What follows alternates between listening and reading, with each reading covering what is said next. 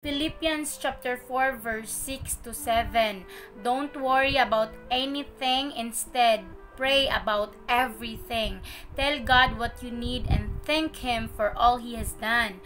Then you will experience God's peace which exceeds anything we can understand. Ang giingon sa verse na yan, dili ka mag-worry sa mahitabo, ugma, karon, unya, kay tungo, dili manggod kita ang naghimuan na ang Ginoo man. Si God ang author sa atong life, si God ang nakabalo kung unsay mahitabo unya, si God ang nakaibalo unsay mahitabo ugma. So dili nato pangunahan ang Ginoo, dili ta mag-overthink nga dapat ingani ang mahitabo, ingani ang mahitabo sa akong kinabuhi, kailangan maging successful ko pag-abot na kung ingani nga edad, kailangan na anak ko'y trabaho, kailangan makagraduate na ko, kailangan madato na ko, anak good nga mga mindset nato. Si God ang nagbuod sa tanan, so dili nato ipilit ang mga gusto nato sa kinabuhi, kay ang Ginoo ang nagbuot. Don't try to control everything in your situations. Di nato makontrol ang tanang sitwasyon, o di nato makontrol ang mga nakapalibot sa atua kung unsa ilang buhaton.